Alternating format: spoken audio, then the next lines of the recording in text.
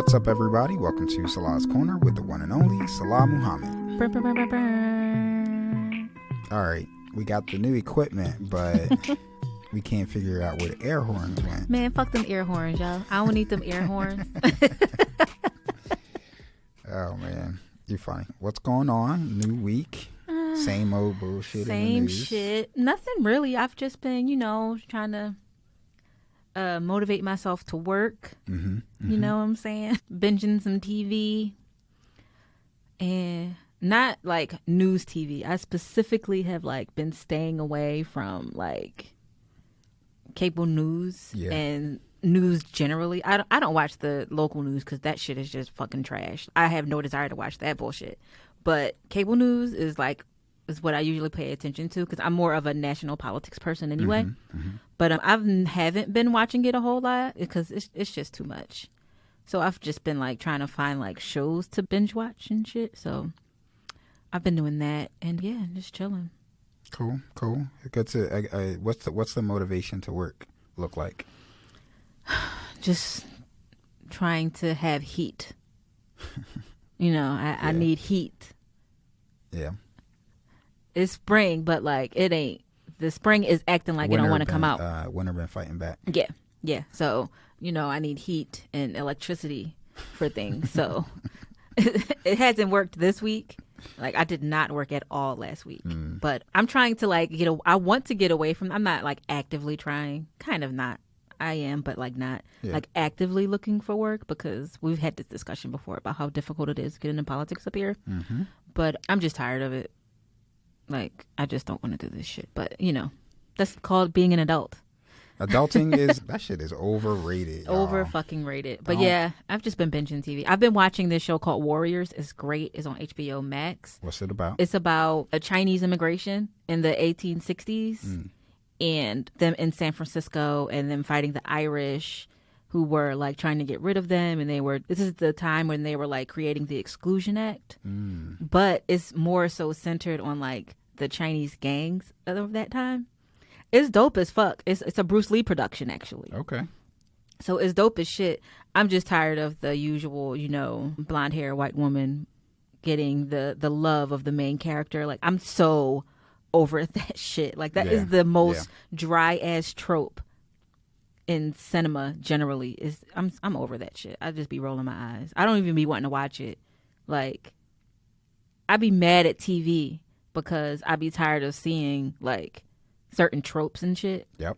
But it's I have to remember that it's TV, but it's also they be trying to slide shit in. Well, they always try and slide shit in. Yeah. I did this exercise one day. I was one of my old jobs, and we were talking about what movies were best picture of the year and all of that bullshit. And it dawned on me that the majority of movies in the last 2 decades that have won best picture I have never seen. And it's because the content is really directed towards white audiences. Depending on the movie, I probably haven't seen it either. Yeah. They're not black movies, mostly. Okay. I might have seen them, though. I like watching, TV and movies, though. That's my thing. Those people oh, I'm so busy. I don't watch TV. I have so many other things going. No, I watch TV. I enjoy watching TV and movies and all of that shit. So I may have seen them, but I don't certain things I don't actively seek out. I'm going Google. I'm going to look up a list of the movies that won best picture in the last few decades and see. It'd be interesting to see if I've seen them. Yeah, it's a lot of movies that I have not seen. So and it goes back, I mean, honestly, I said the last 20 years. I was being generous. I'm talking last 30 years. Even if it, obviously not seeing the movie when it came out in the last 30 years, but just in general, going back and watching it, yeah. I probably have watched a lot of them. But while you're looking that up, the tropes I'm tired of are the blonde hair, blue-eyed white woman that captures the heart of the character of color. Oh, so over that shit. And I'm tired of all black people being light-skinned. Yeah. That shit is fucking aggravating. Particularly in white movies. I say that specifically about white movies. I think black people, I think the view should be different, but I'm tired of seeing like white movies or white people casting the role for black people as a light-skinned person. Yeah, and then that be like the marker for that person's arc of their character, and it's like the struggles of black people. It's like, yeah, this is the struggles of black people, but like that's not a full representation. Yeah. What they're putting forward isn't a full representation of what black people are. Yep. So I'm tired of that shit. And that's mostly what I've been seeing lately. Like, yeah, the white woman who captures the man of color's heart and all light-skinned black people. No, specifically light-skinned black women. Yeah. Because black men, dark-skinned black men get roles. Yep. A lot of the times they are, stereotypical, but as of recently, a lot of dark-skinned black men have been getting really good, wholesome, like well-rounded, full roles and they are amazing. But a lot of the black women are light-skinned. And it's just like, I mean, I'm light-skinned, but it's like, come on. Yeah, I wonder if there's a study out there that shows the range of like the roles that go out to black people. What does it look like on the spectrum of like light skin, dark skin, like medium toned? Mm-hmm. What does that look like and representation in like movies and TV? Yeah. That'd be interesting. I'd be so over that shit. But that's like all that's on TV. So it's like you have to endure it. But it's just like, and then the show Warriors is so funny. The police on the show are basically fucking useless. They're like these racist Irish people in real life too. And that's what that's why it's so funny to me, because it's like it shows that they were never really intending to do their jobs the way that they're pushed. The propaganda of what it is to be a police officer. Like these fuckers didn't do shit but spit on Chinese people and treat them like shit and not do their jobs. Like they just literally just walk the fuck around harassing people. So yeah, that's what I've been watching. I might have to check that out. It's actually a great show. It's a great show, and they do a lot to pay homage to Bruce Lee. It's really great. The actor that's the main character that has a lot of the Bruce Lee isms is awesome. Yeah, it's really good. I'll have to check it out. The guy that plays Sub-Zero on the new Mortal Kombat is on there. I forget his name. It's right on the tip of my tongue. I can't remember it. But he's awesome. He's supposed to be like as fast as Bruce Lee was. He's supposed to be like fucking dope. He's an Indonesian martial artist. I'll have to check it out. I've been meaning to watch the new Mortal Kombat movie. A lot of people hate it. I heard a lot of mixed reviews. Yeah, it wasn't terrible. I mean, it was okay. Like, it was a good setup, like, for the setup. Yeah. You know how movies are like. Was it better than the 90s version? Because the 90s version was pretty bad. The 90s version was very bad. But this one, it wasn't. You are not selling this. It wasn't. I don't know. All right. I enjoyed it. We're going to have to watch it. And I enjoyed it. I mean, it was all right. It wasn't. I've been trying to say, like, the next podcast I need to launch needs to be about, like, black nerddom. I wouldn't be able to take part in it. I don't know shit about. I mean, I know, like, the very basics of, like, black comics and just comics in general. That's all you need to know. Just the basics? No, you have to be, like, full-fledged in there. No, see, you're missing the point. To be point. Considered a blurred in comic world. Nah, see, the point is you, as a podcaster, we are casually informed. And so our job and our role is to talk to the people who know more than us. True. Okay. Even on this platform. Okay. So that, like, we're educating more folks. So, like, we can be the casual. I mean, don't get me wrong. I know a lot about comics. But I'll just continue to be the comic relief. And and just do that. What about you? We've been talking about what I've been doing lately. What have you been up to? A lot of shit. Planning a drive-in movie night for the community. That's going to be happening May 10th, free, down at the Navy Yard. We'll be watching the movie. Oh my God, what's the name of this movie? I don't know what Jesus we're watching. Christ. What's the movie? Jeez, I just told you. You weren't listening. Mortal Kombat? No. Oh. The movie that I'm watching and promoting that is Do the Right Thing. Let me Do start, the Right let me- Thing. let me Okay. start Okay. that over. Okay. Planning the drive-in movie night. We're going to be watching the movie Do the Right Thing. It's a free event. Bring the kids out. It's going to be May 10th at about 8:40 p.m. I've been doing that. Been doing a lot of work around just educating folks and doing some engagement around the upcoming election. Because that's coming down a pike, May 18th. May 18th, everyone. And probably something else in there. But I've been trying to, for me, the biggest thing has been trying to find freelancers to pay them to do things so I can like delegate and get shit off my plate. Because I've been so busy lately and I haven't been dedicating the amount of time to stuff that I want to. And so, yeah, it's mostly been that because I'm like super, super busy. I ain't even filed my taxes yet. You might want to get on it. I do need to get on it. I need to file my taxes for myself and for my nonprofit. Well, I have filed my taxes. I filed them at the end of February and I still haven't gotten my money yet. So there's yeah, see, I ain't playing. Y'all better give me my money. You do you do like the direct deposit? Nah, see, I ain't playing that. Yeah, I want my money. But I'm planning a trip to Jamaica. I got vaccinated, and so I'm going to Jamaica. I want to go somewhere. I'm getting the Pfizer. I was scheduled to get the Johnson & Johnson, but then the day I was supposed to have gotten it was the day that they paused it. Yeah. And so now so I got my first Pfizer shot. I'll get my next Pfizer shot in like 2 weeks. No. Next week. I get my next Pfizer shot next week. But yeah. How you feel about the pause and then the restart with the J&J? I understand why they did it. I mean, none of these drugs are actually like approved drugs. They just have emergency use on them. And so I think people need to understand that portion of it, that like it was a fucking emergency. Like something had to be done. So, there's that part. And then like for me, I don't usually get flu shots. But this ain't the flu. Right. This ain't the flu. I have a daughter, I have family. I want to be alive for her. I have older people in my life that I don't want to give it to them and then not survive. So for me, getting the vaccine was a no-brainer. I'm trying to convince my dad to get it. Well, my dad. I'm thinking of talking to other people, but like, he's not your dad.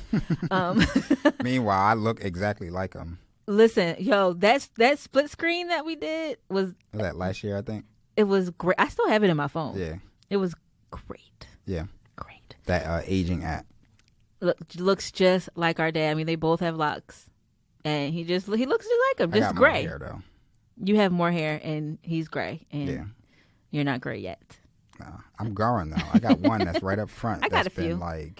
I have a few, but there's one that's up front that's like super long and super curly, and it's like starting to come down like Superman.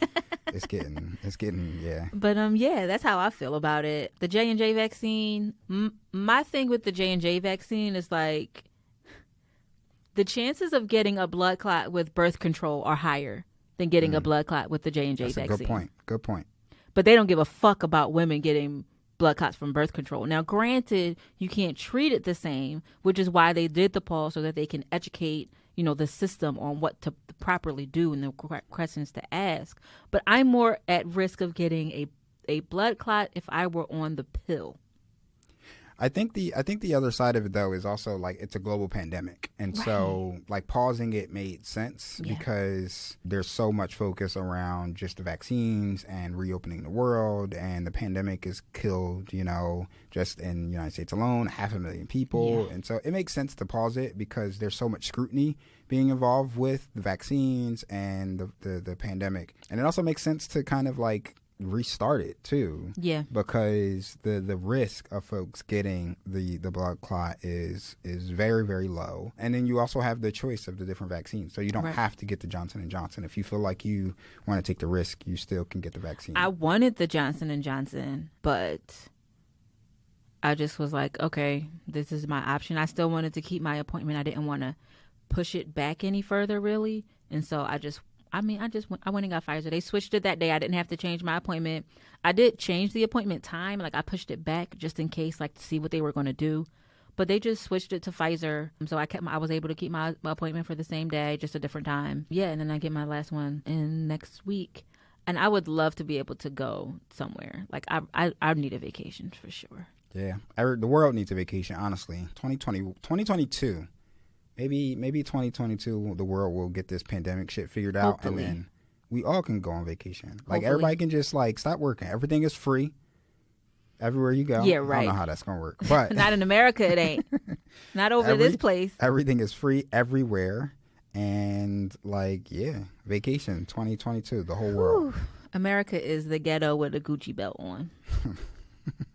That's all I have to say. Let's move into our first segment. That was way longer than we needed it to be. Politics meets pop culture. We haven't had one in a while, but I got one this week. And so if you haven't... Hold up, pause. I think everything is politics meets pop culture because we are pop culture and everything that we do is a thing. And we did have a politics meets pop culture. We had the Montero. That's right. We did that last week. That's right.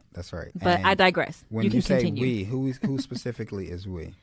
Black people. There we go. I just wanted to make sure people Oh yeah, because like and to kind of bring it back to what I was talking about earlier with the show Warriors, every fucking music breakdown is Chinese rap.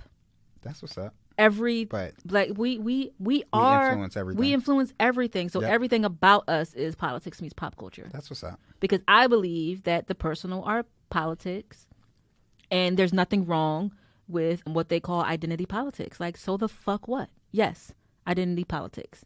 That's what I dabble in. All right. So this week, have you heard about the recall election in California? Yes. So Democratic Governor of California, Gavin Newsom, has officially received enough signatures against him for a recall election. What are they recalling him for this time? Because they've attempted multiple times, but what did they successfully get it for this time? I think it had a lot to do with how he handled the pandemic and the shutdowns. I think that really just angered a lot of folks who wanted to have him out of office. And I think what like a part of it was like they were upset that the government was shutting down like the state, and at the same time like California, like cases of COVID was like skyrocketing. And so it was like on both ends of the spectrum, it's like we still aren't doing enough to really address this public health crisis, right, or we're doing too much to address this public health crisis. So there's this recall effort in place, and guess who's announced that they're running against him? I already know who it is, but like, tell the people. Your resident Caitlyn motherfucking Jenner. Caitlyn fucking Jenner, this bitch. Caitlyn motherfucking Jenner. Who thinks who is a woman but still thinks she's a man and can do whatever and say whatever the fuck she wants. Well, white women kind of do that anyway. This was white people. Yeah, I was about to say white women are the epitome of like, I'm going to do whatever the fuck I want, despite the fact that y'all's foot is on our neck too. Yeah. So I guess that's in true form. I guess she's being in true form. It is in true form. Honestly, I think the whole thing is a joke. I don't. I think she's very serious. Oh, I think she's serious, but that's the joke. I think all of these folks that like casually decide that they want to get into politics, like this is some fucking like movie set or something like that. Kanye falls into that as well. I don't think he got enough hate. Honestly, enough either push against him because he was doing the Sunday service at the same time, and so black people kind of like, he should have got as much like vitriol and shit talked about him, all the smoke, as much as the other chick that the black chick that's always on Fox News. Well, her, but also what's the actress? What's her name? Oh, Stacey Dash, who's attempting to backtrack. Stacey Dash, she's attempting to backtrack, but like in comparison, like. Yeah, no, Kanye definitely should have got a lot more. Misogynoir. Yeah. Live and in color. And so I just think all of these folks that like, I'm not saying that you can't weigh in on politics, but even run for office, but just do it accordingly. But do it with the people in mind and not with your own like self-image at play. And honestly, she falls right into that category of just trash ass white person who just wants some media attention, and using their public platform as a launching point to public office when what have you really done? And apparently she's only voted in 6 of the last 20 elections in California. Yeah, it's a bunch of bullshit, honestly. But we'll see what happens with this. We'll have an eye on the recall election because regardless of our thoughts on Caitlyn, that's going to make a huge difference in California politics. It is happening. I mean, we saw Arnold Schwarzenegger become the governor. Anyway, that's my politics meets pop culture. I think we can move on. I don't want to spend too much time on that bullshit. Everything is local. What's happening in the city? Well, I just found out that there's going to be another cleanup. This one isn't hosted by the city. I follow Councilmember Isaiah Thomas on Facebook. I highly suggest everyone follow him. He's doing a lot of good work, especially trying to put that bill through to stop traffic stops. But there's going to be another cleanup. It's called Citywide Cleanup, and it's going to be with The Block Gives Back. And it's going to be during the days of June 11th, 12th, and 13th. You can go to his Facebook page, and he has the flyer up for it where you can go to link and volunteer. They will fund the supplies as well. So yeah, that's what's going on. Shout out to Councilmember Isaiah Thomas. He's been on the podcast.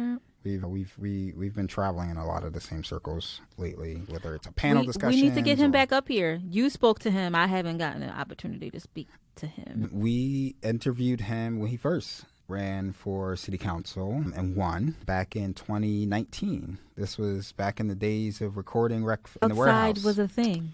Yeah, when that was a thing. So yeah, no, we should definitely get him back on. We got a lot to revisit, especially because I think just given the state of the city, his profile has grown a lot, along with some of the other new members of city council, including Kendra Brooks and Jamie Gaultier. Yes, she's my council member. She is, and I think that a lot of them have really, really great ideas, but there is a lot of stagnation on movement in the city. So we should definitely bring him on to talk about that. For sure. No, I ain't got nothing. I've been having my head down quite I ain't honestly. mad at you. I'm not mad. I got too many. I mean, there's this election is heating up with Vega and Krasner. There's a debate coming up. Oh, they're actually going to debate. They are going to debate. It's going to be next Wednesday, I believe. Is it going to be televised? It will be on. I'm not sure. Because I was on a town hall that they did, but it was initially supposed to be a debate. And I don't know who didn't want to debate, but somebody didn't want to debate, and so it just turned into a town hall. No, they will definitely be debating. I'll put the link of it in the show notes here at the end of this episode so you guys can check it out. But I believe it's going to be next Wednesday. We might even do a debate watch party on Zoom. Oh, that would be fun. Something like that. But I'm pretty sure it's going to be televised. It's heating up, and I have to say, totally biased. Full disclosure, because professionally I'm working on an effort to re-elect Krasner, but I can share with folks that money wise, they're both really close to each other and the amount of money that they're raising, and so it'll be interesting to see, because I think a lot of folks really did buy into the narrative that the rising crime is directly related to Krasner's office, and regardless of where you stand on whether you support the policies of Krasner or not, that's just not an accurate depiction on correct. the district attorney's office in general. Right. And that's not what they do. That's just not what they do. They don't stop crime from happening. They prosecute when crime has already happened. And so in the means of addressing crime, especially the rising gun violence in the city, it has to happen on the front end. What is the city doing to address poverty, the pandemic? What are relationships like with the police departments, and so on and so forth? So, yeah, that's all I got, really, for what's local. Yeah. I mean, it's the same shit all the time. So yeah. All right, we are going to take a quick break, and then we'll be back with the main topic.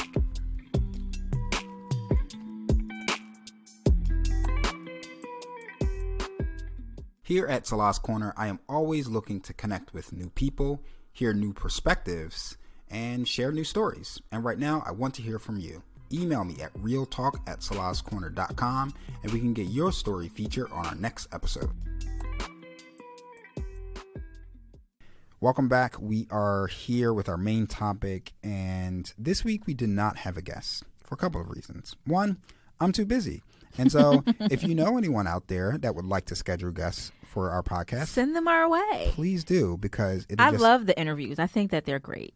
They are great. I love doing We've been having some really, really great guests over the past few weeks. But we also don't have an interview, partly because I got to a point where I was like, I don't know if I even want to have a guest on this week's episode, because there's been so much happening in the news lately with the Derek Chauvin verdict, with, you know, murder after murder after murder of black people trending on social media. And so I really felt it would be best to just like sit down and just like talk it out, because there's so much happening in the world right now. And this has been on my mind. You know, I'll share this with you. This has been on my mind lately, and I've been meaning to write, but I just really have not had enough time to do any writing. And I really like writing. It's been over 6 months actually since I've written something and put it out there. And a friend of mine, Jen DeVore of Better Civics, shout out to Jen. I will introduce her. She's also an upcoming guest on the podcast. She runs a nonprofit in the city called Better Civics. She was also a former candidate for city commissioner in 2019, I believe. And, you know, she just wrote this really good piece. I don't know if it's out yet. If it is, I will share that also in the show notes, about the importance of jury duty. And how important it is for like the civics, you know, for us to be engaged and show up for jury duty. And we saw that play out in the Derek Chauvin trial, but also how like jury duty is really skewed to exclude poor people and black people and things like that. And so she wrote a really, really good piece, and it made me just think that, and just everything that's been in the news lately has really made me think about every summer, especially over the last few summers, we see an uptick, a rise in the number of police who are murdering black people.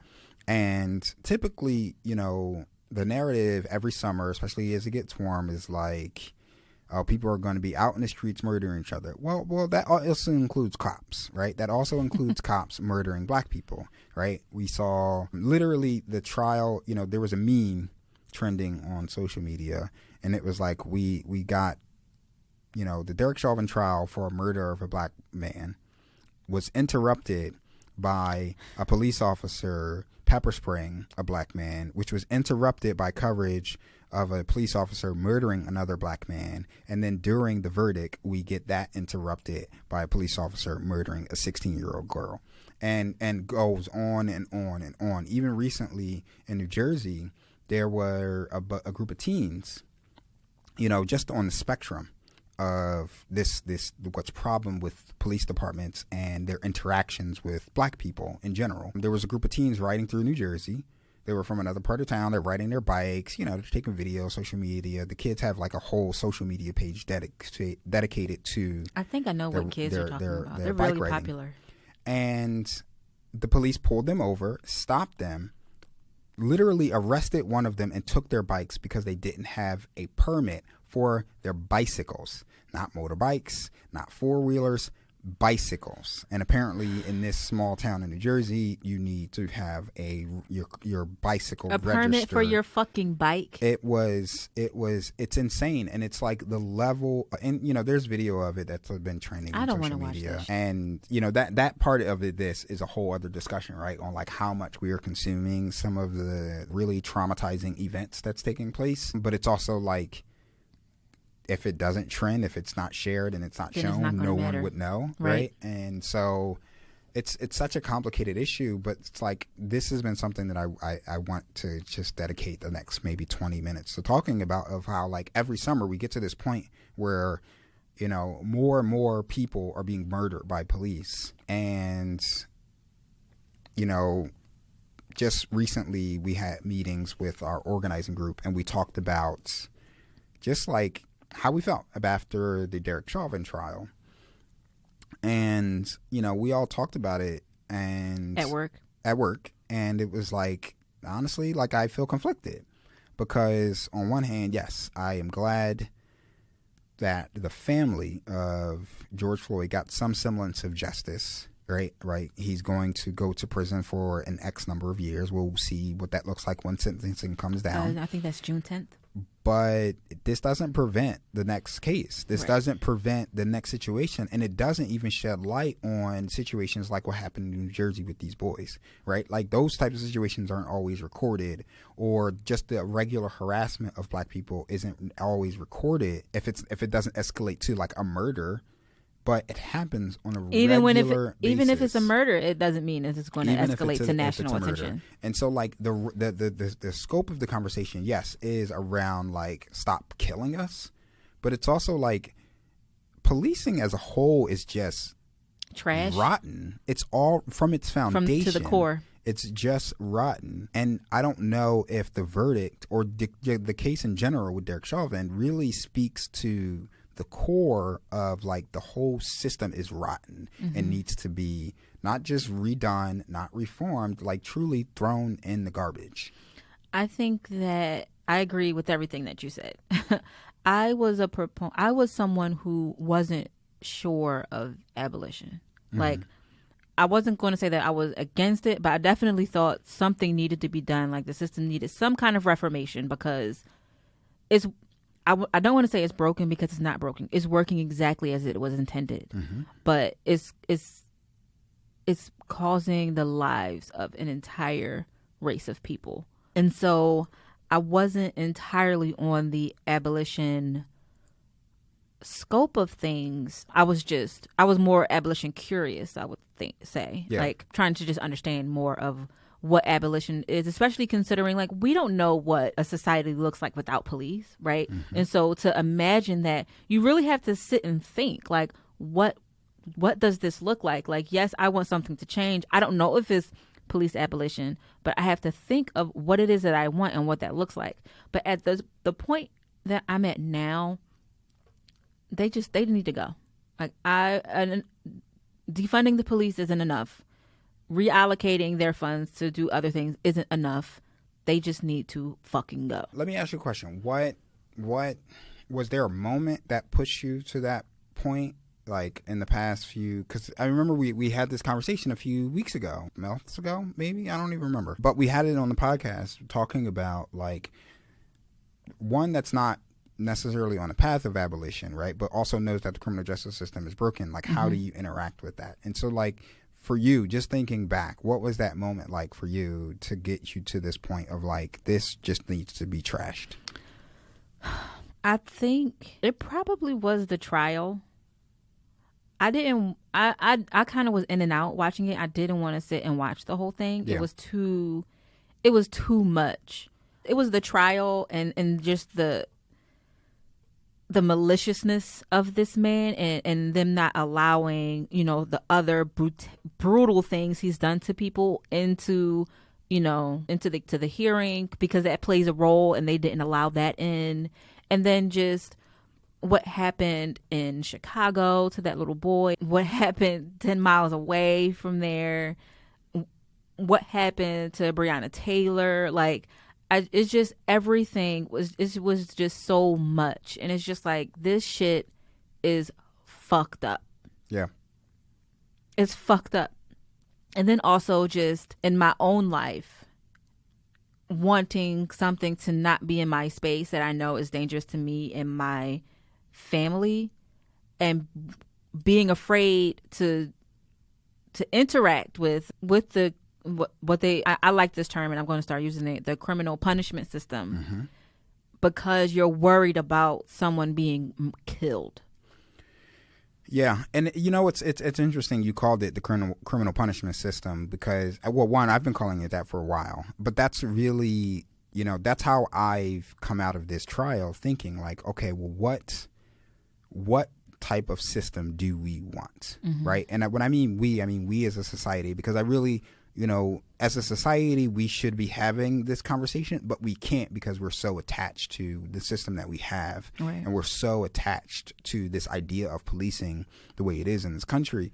But we can't have this conversation on, is this a system of justice? Is this a system of punishment?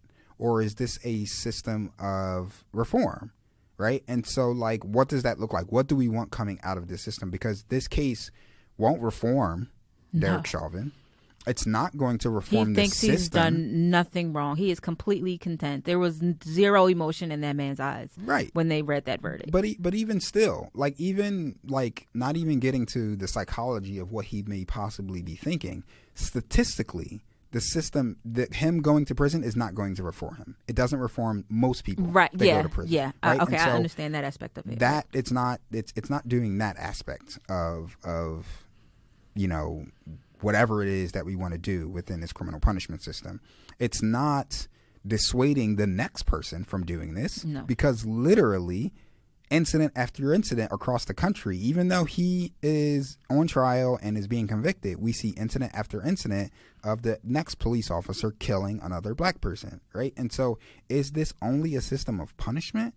And if it is just a system of punishment, why? Why is this the model? Why can't we have conversations on something that's deeper than that, to actually address and stop these things from taking place in the first place, instead of just allowing them to fester and then dealing with it on the back end? And that is the theme of, like, not just the criminal punishment system, criminal justice system, policing. That's just the theme of this country, is this model of not addressing things on the front end and dealing with everything when it boils to a point where you can't ignore it, right? And that's how we do schools in this country. That's how we do healthcare system in this country. That's how we do with the policing, the criminal punishment system, and economics and entrepreneurship. It's like, what the hell? Because the basis, the foundation of all of it is capitalism. Yeah. Yeah. It's all about money. It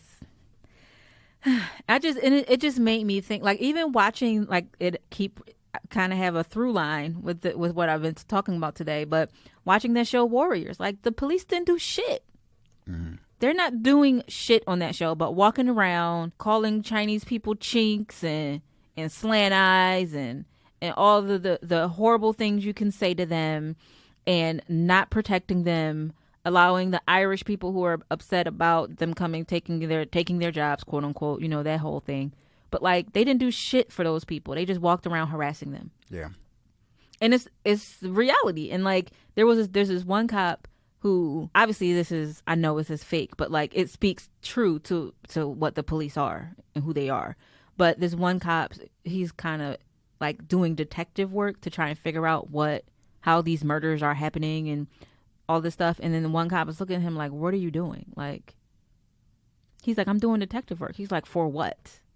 That we don't get paid to do that. Yeah. And it's just rung so true to me that is essentially what the police are. Like, they're not there to do anything but harass people, carry guns, and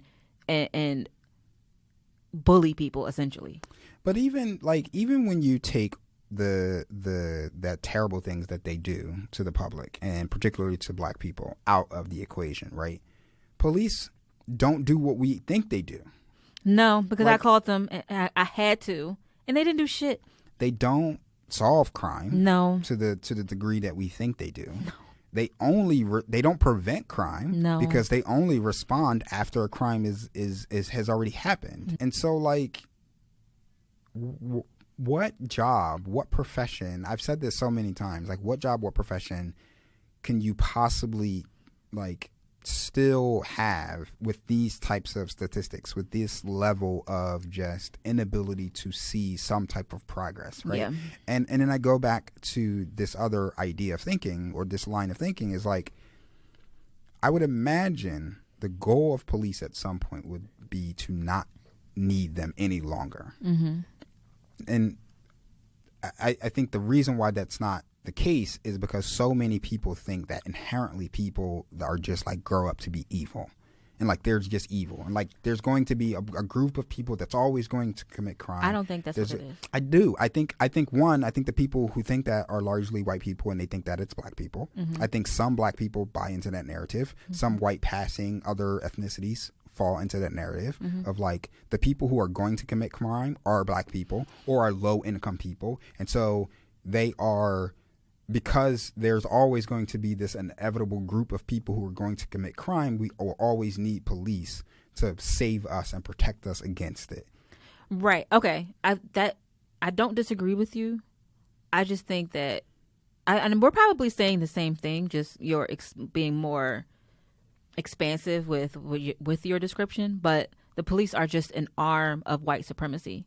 Yeah, that's the same thing. That's all it is. They're just an arm of white supremacy to maintain power over whomever they want it to be. But the reason why I break it down that way is to connect it to like the line of thinking that goes into it, because largely if the public is saying, you know, that something needs to change, or we need to have conversations on how it changes, like we should be having those conversations on how it changes. But we can't even get there because there is a large segment of the population that truly believes that there is always going to be inherently group of evil people out there that's going to commit crime. And so it prevents even having a conversation on what does public safety look like without police. Like this bullshit with Ma'Khia Bryant? You talking about that kind of bullshit? Right. Well, no, not even that. Like I think that's a different, that there's a lot of other, I think, things that are playing roles there, like from sexism to colorism. I think those are adding to that particular situation, right? Like, and I want to touch on that in a second, but I think that, like, you know, a perfect example, right? The average person, maybe not, you know, me or you, but the average person driving through a bad neighborhood is going to automatically lock their doors, going to clutch their purses, they're going to, you know, going to carry themselves a little tighter because they expect people in that neighborhood to commit crime against them, right? And that is a line of thinking that prevents any type of conversation on what does public safety look like without police. Because if you automatically expect, just because you see a bad neighborhood or neighborhood with broken windows, that some crime is going to happen to you, that's an inherent idea that everybody in that area, or the most of the people in that area, are projected to are perpetrators of some type of criminal activity. And it shuts down the idea that public safety can't happen without police enforcing some type of control or some type of stability in that community. But I agree. I don't disagree with you. But I think that the Ma'Khia Bryant situation kind of falls into that. It falls into that category because not only are they policing her because of her body, because I saw someone say, I'm like, that is a little girl. Regardless of how you want to shake it, the police murdered a little girl. And this black woman had the nerve to say, oh, she don't look that little to me. Policing her body because she's a big brown-skinned black girl, you know, and then not even taking into consideration what happened before the officer got there. That man wasn't there for more than 30 seconds before he murdered that little girl. And people are jumping on this bandwagon. Oh, he was protecting he saved the other girl's life. That was a grown-ass woman. They were adults. So I 100% agree with you. I think the situation with Ma'Khia Bryant, I think it there's what we just talked about that plays a role into it, but it's also because she's a woman that plays a role into it. Right. The misogynoir is ripe. I truly believe that if that were men in that situation, a little boy, Adam, because that's what happened with Adam Toledo. Adam Toledo allegedly had a gun in his hand. The police told him to drop it. He may have dropped it. He dropped it before the police. Allegedly, he dropped it before the police shot him.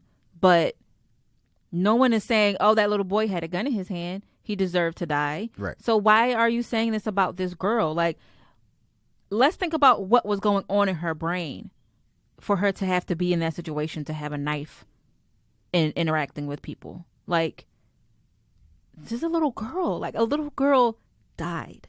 Yeah. I think that, like I was saying, I think that if this was boys or men in the situation, the response from particularly men would be very, very different. I think women too. But I'm speaking for like the trash men, not for, but against the trash men who've been like really trying to justify, well, she had a knife. That doesn't mean someone should die. Like, you do understand that, right? Like, you do understand that one person should not have so much power that because I perceive you as a threat, you should die. Like, that is an immense amount of power that is just ridiculous. And so that speaks to the next thing. I perceive you as a threat from period. Like, she wasn't coming towards him. It's not like she was coming towards him with the knife. And not only that, and they're saying she had a steak knife. It was one of them flimsy ass fucking knives that is barely cut butter when it's fucking cold. I'm gonna stop you though, because don't get engaged in that. And so like that's the but I don't mind picking apart all of that shit, because when people try to use it, you have to knock that shit down. She had a steak. No, she didn't have a steak knife. That was not a steak knife. This is what it was. But still, you have to be able to. There's nothing wrong with it, and they attempt to use it as a diversion tactic. I understand where you're coming from, but we have to be able to address every single fucking thing. I don't think so. And the reason why I don't think so is because it deviates from the point. The point is, hold on, let me finish. I'm just thinking. The point is, police should not have that much power to murder anyone just by fiat, right? And so, like you said, go back to one of your initial points. He wasn't there for more than 30 seconds before he was able to pull a gun and kill someone, right? And so the fact that someone can arrive on a scene, no matter what their profession is, someone can arrive on a scene, pull out a gun, and in less than 30 seconds kill someone without understanding anything that happened beforehand or went into it, right? And it's not just like I didn't understand or I didn't know what was happening, whatever the case may be. Police officers are literally trained to kill. Mm-hmm. I know. Full stop. Yeah, I know. They're not trained to maim. They're not trained to disarm. They're not trained to take down. They are trained to pull their gun and not shoot your limb or knock a weapon like what we see in movies and shit, right? Like it ain't like that. What we think happens in movies. They are meant to shoot and kill, which is why so many times when you see police shootings, they empty the clip. Mm-hmm. Right? Because they're trying to put you down and kill you. I know that. And so, like, at its core, the problem is that police officers are trained to kill, and then we are just sending them out there to do that. And like, I think sometimes having conversations of knocking down like arguments of like, well, what were they talking about? It doesn't fucking matter. Well, what did she have? It doesn't fucking matter what kind of weapon she had. The police officers should not, their first response should not just be to shoot, arrive on the scene, and then kill someone. I agree with you 100%. I don't disagree with you, but you want to know why we have to be able to be prepared to do that? It's because she was a black girl with a big body. That's why. You have to be able to prepare. You have to be prepared to counteract everything that they come at you with. Because she was a black girl in a big body. That's why. I think context matters when you're having that argument, right? And so if we are having this argument on the grand scale of like moving the conversation to that point, yes, I think being able to address every, like, even if it was like going to trial, for example, right? If it means actually addressing like the situational things that took place, right? That's going to mean holding the police officer accountable for murdering her. But like the random person that's out there, nah, like I ain't even addressing you. But here's why, though. That you're saying. I understand, but I think because that person isn't going to sway the argument. It has no leverage on what's taking place, right? I understand. And so the larger narrative is police officers should not have the ability to just arrive on a scene and kill someone. I agree. But you have to be prepared to even if it's just something as simple as saying it and then moving on to the next thing, you have to be able to speak to it, because it was Jacob Blake who was shot in Kenosha, right? Yeah.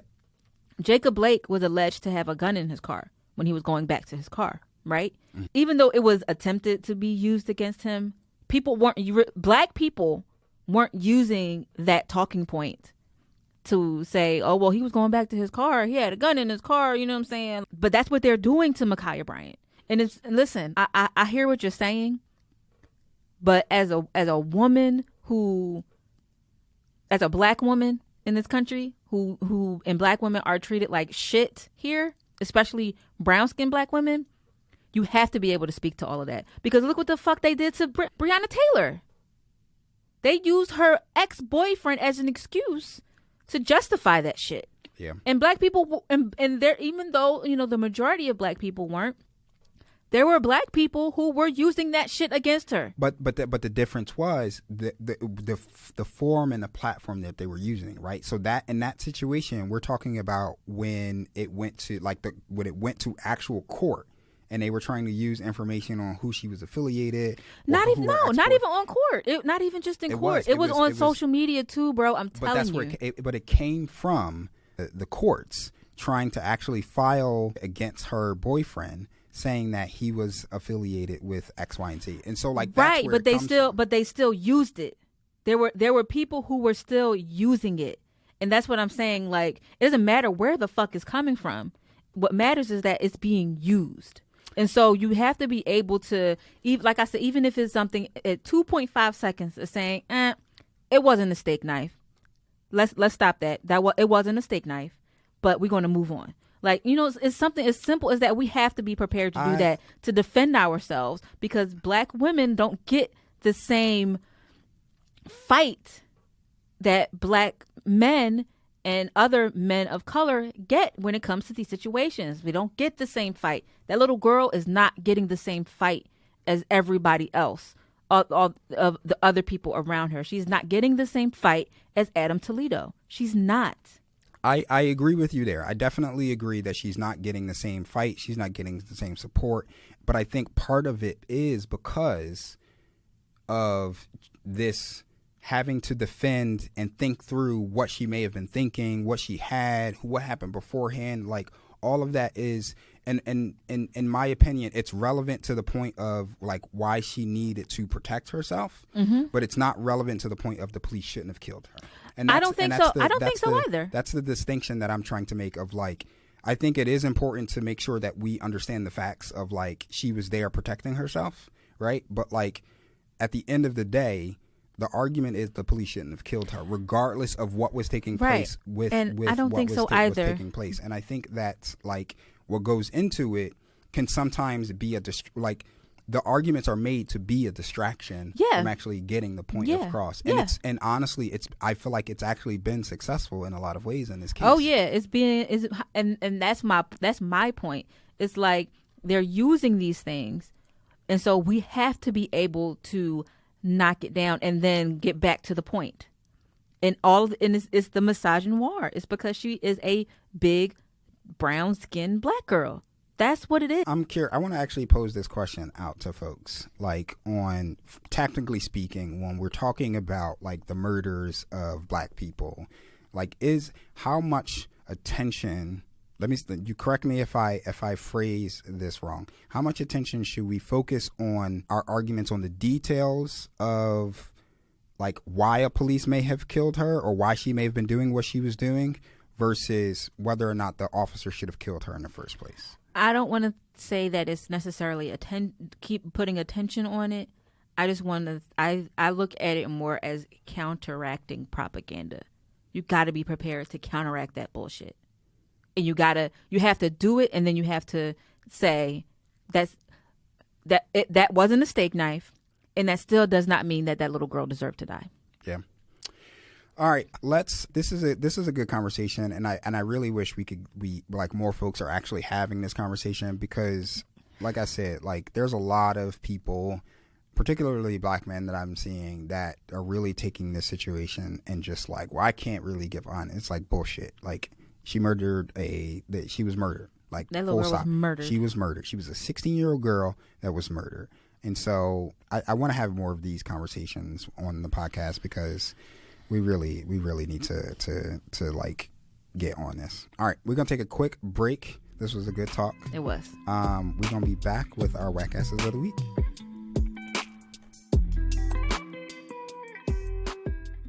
Hey everybody, I know throughout this pandemic, everyone has been saying we're all in this together.